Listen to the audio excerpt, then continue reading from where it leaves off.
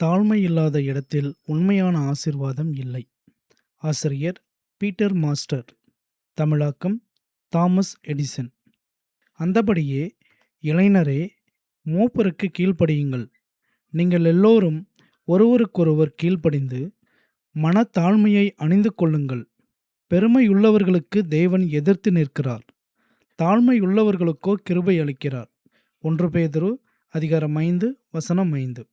தாழ்மை என்பது நம்முடைய திருச்சபைக்கும் தனிப்பட்ட வாழ்விற்கும் மிகவும் அவசியமான ஒன்றாகும்.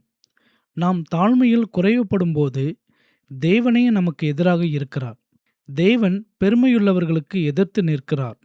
இந்த வார்த்தை கிரேக்க மொழியில் ஆராய்ந்து பார்க்கும்போது ஒரு இராணுவ தளபதி தன்னுடைய எதிராளிக்கு விரோதமாக போருக்கு அணிவகுத்து நிற்கும் நிலையை குறிக்கிறது. ரட்சிக்கப்படாத ஒரு மனிதனுடைய வாழ்க்கையில் அவன் கொண்ட பெருமைக்கான தேவனுடைய நியாயத்தீர்ப்பு அவன் வாழ்நாளின் இறுதி வரை ஒத்தி போடப்பட்டிருக்கலாம். ஆனால் ஒரு விசுவாசி தன் தாழ்மையில் குறைவுபடுவதை தேவன் காணும்போது அவர் மிகவும் துக்கமடைந்து அவனுக்கு எதிராக செயல்படுகிறார். நம்மை நாமே உயர்த்தி கொள்ள எடுக்கும் எந்த முயற்சியையும், அதாவது நாம் மற்றவர்களால் கவனிக்கப்பட வேண்டும், பாராட்டப்பட வேண்டும், அங்கீகாரம் பெற வேண்டும், அல்லது நம்மை குறித்து உயர்வாக எண்ணிக்கொள்ள வேண்டும் என்கின்ற எந்த ஒரு போக்கையும் அவர் தடுக்கிறவராகவும் எதிர்க்கிறவராகவும் இருக்கிறார். ஒரு மனிதன் தன் மீது அளவுக்கு அதிகமாக நம்பிக்கை வைத்து தேவனுடைய உதவியை நாடாதவனாகவும் தன்னுடைய சுயத்தையே சார்ந்திருப்பவனாக இருக்கும்போது அவன் ஜெபத்தின் வல்லமையை அங்கீகரிக்காததினால் தேவன் அவனுக்கு எதிராக இருக்கிறார். கற்றுக்கொள்ளும் மனப்பக்குவம் இல்லாதவர்களை தேவன் வெறுக்கிறார். இதனாலே அநேகர் ஆசீர்வாதங்களை இழக்கின்றனர். தாழ்மைக்கு மூல பாஷையான கிரேக்க மொழியில் சிந்தையில் தாழ்மை என்று கூறப்படுகிறது. ஊழியக்காரர்களும் மூப்பர்களும் சுதந்திரத்தை இருமாப்பாய் ஆளுகிறவர்களாக நியமிக்கப்படாமல் மந்தைக்கு மாதிரிகளாக இருக்கும்படியே நியமிக்கப்பட்டிருக்கிறார்கள். இளம் வயதுள்ளவர்களும் இதனால் பாதிக்கப்படுகிறவர்களாய் இருப்பதினால்தான் அப்போஸ்தலனாகிய பேதுரு அவர்களை குறிப்பிடுகிறார். நீங்கள் எல்லோரும் ஒருவருக்கொருவர் கீழ்ப்படிந்து என்ற இந்த வசனம் பெருமைக்கு எதிரான ஒரு வல்லமையான மருந்தாக இருக்கிறது. நாம் அநேக நேரங்களில் பெருமையுள்ளவர்களாய் இருப்பதால் நாம் சொல்வது மட்டும்தான் சரி என்றும், அதில் மற்றவர்கள் மாறுபட்ட கருத்தை தெரிவித்தால் அதை ஏற்றுக்கொள்ள முடியாதவர்களாகவும் இருக்கிறோம். மேலும் நான் சொல்லுவது தான் சிறந்தது என்ற எண்ணம் நமக்குள் இருக்கிறது. இது பெருமையின் மிக மோசமான நிலையை காட்டுகிறது.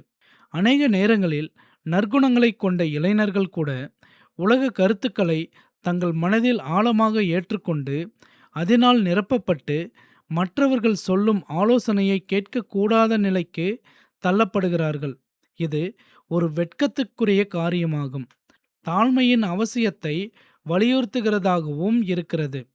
தாழ்மையின் சிந்தையை அணிந்து கொள்ளுங்கள் என்று பேதுரு சொல்லுவதற்கு காரணம், எப்பக்கத்திலும் யார் நம்மை நோக்கினாலும் தாழ்மை என்கின்ற அந்த கிருபையை அவர்கள் காண வேண்டும் என்பதற்காகவே.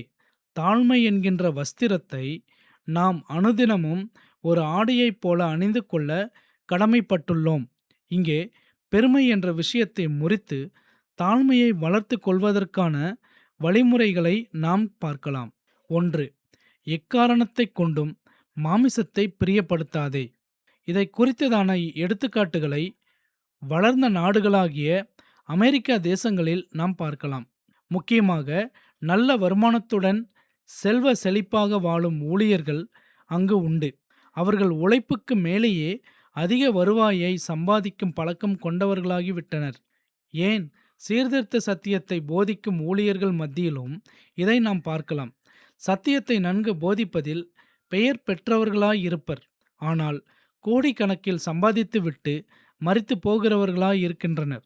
இங்கே பிரச்சனை என்னவென்றால், அவர்கள் கற்றுக்கொண்ட அனைத்தும் அவர்கள் அறிவோடு நின்றுவிட்டதே ஒழிய நடைமுறை வாழ்வில் அதை நடைமுறைப்படுத்தாதபடி மதியீனமானவைகளை பின்பற்றி தங்களை வளர்த்து கொள்வதே ஆகும். மேலும் செல்வம் அவர்களை மிகைப்படுத்தி கொள்ள காரணமாக அமைந்திருக்கிறது. இது சிறப்பான நிலையையும் திறமையையும் உனக்கு வந்தது போல் உணரச் செய்கிறது. அளவுக்கு அதிகமான சம்பாத்தியம் மற்றும் ஆடம்பரத்தை குறித்து நீ மிகுந்த ஜாக்கிரதையாய் இரு. 2. மற்றவர்களுடைய ஆலோசனையை கேட்க எப்பொழுதும் ஆயத்தமாயிரு. உண்மைதான், வேதம் மட்டும்தான் நமக்கு வழிகாட்டியாக இருக்கிறது.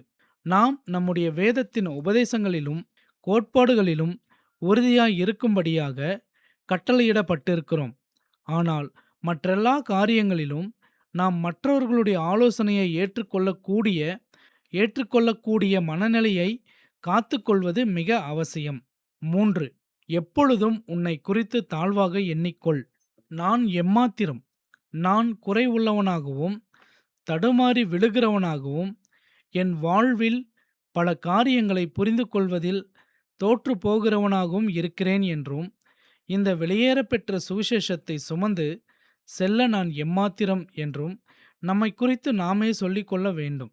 நான் அதிக ஜாக்கிரதையுடன் விழிப்புடனும் இருக்க வேண்டும். ஏனென்றால் என்னுடைய எதிராளியான பிசாசானவன் என்னை பெருமைக்குள் விழவைக்கவும் தேவனுக்காக என்னை உபயோகப்படுத்தாதபடி செய்யவும் செயல்படுகிறவனாயிருக்கிறான்.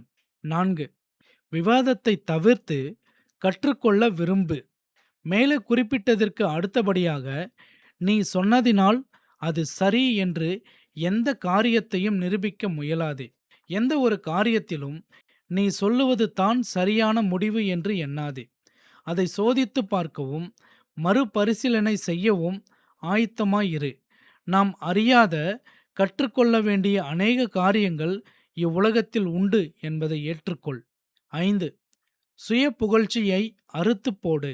உன்னை உயர்த்தி காண்பிக்கிற நீ செய்கிறதற்குரிய அங்கீகாரம் உனக்கு கிடைக்க வேண்டும். நீ பாராட்டப்பட வேண்டியவன். நீ செய்ததற்கு உனக்கென்று தனி அந்தஸ்து கிடைக்க வேண்டும் என்று உனக்குள் எழும்புகிற சத்தங்களை அடக்கி போடு. உன்னை நீயே உயர்த்தி காண்பிக்கிற எண்ணங்களை வேரோடு அறுத்து போடு. 6. கிறிஸ்துவின் தாழ்மையை நோக்கிப்பார்.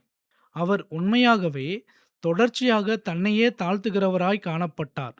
ஆம், பேதுரு, பவுல் மற்றும் அநேகர் மரண பரியந்தம் தங்களை தாழ்த்தினார்கள்.